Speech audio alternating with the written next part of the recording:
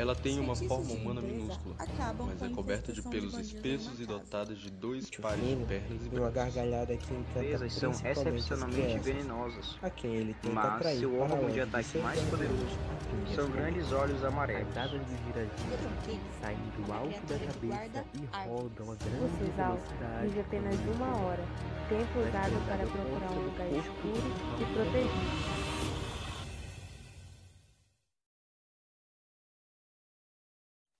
O Conto dos Três Irmãos. Era uma vez 3 irmãos que estavam viajando por uma estrada deserta e tortuosa ao anoitecer.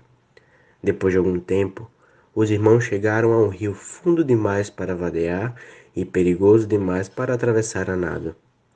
Os irmãos, porém, eram versados em magia, então simplesmente agitaram as mãos e fizeram aparecer uma ponte sobre as águas traiçoeiras. Já estavam na metade da travessia, quando viram o caminho bloqueado por um vulto encapuzado. E a morte falou. Estava zangada por terem lhe roubado 3 vítimas, porque o normal era os viajantes se afogarem no rio. Mas a morte foi astuta, fingiu cumprimentar os 3 irmãos por sua magia e disse que cada um ganhara um prêmio por ter sido inteligente o bastante para lhe escapar.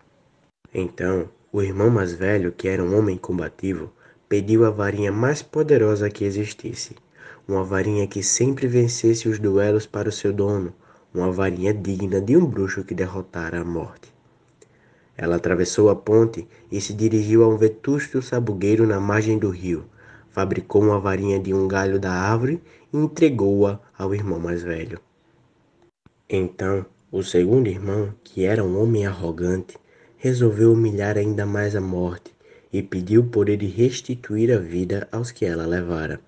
Então, a morte apanhou uma pedra da margem do rio e entregou-a ao segundo irmão, dizendo-lhe que a pedra tinha o poder de ressuscitar os mortos.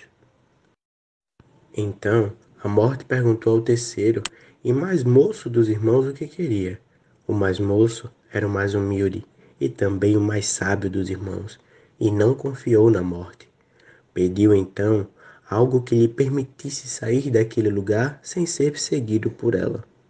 E a morte, de má vontade, lhe entregou a própria capa da invisibilidade. Então, a morte se afastou para o lado e deixou os 3 irmãos continuarem viagem. E foi isso que eles fizeram, comentando assombrados a aventura que tinham vivido e admirando os presentes da morte. No devido tempo, os irmãos se separaram, cada um tomou um destino diferente. O primeiro irmão viajou uma semana ou mais e, ao chegar a uma aldeia distante, procurou um colega bruxo com quem tivera uma briga. Armado com a varinha de sabugueiro, a varinha das varinhas, ele não poderia deixar de vencer o duelo que se seguiu, deixando o inimigo morto no chão.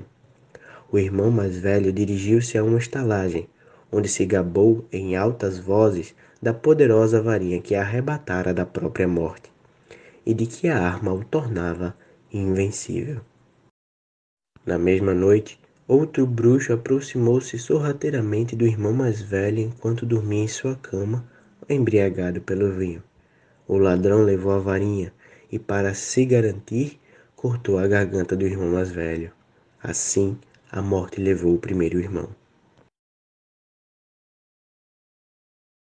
Entre mentes, o segundo irmão viajou para a própria casa, onde vivia sozinho.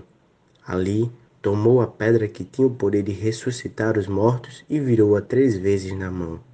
Para sua surpresa e alegria, a figura de uma moça que tivera esperança de desposar antes de sua morte precoce surgiu instantaneamente diante dele.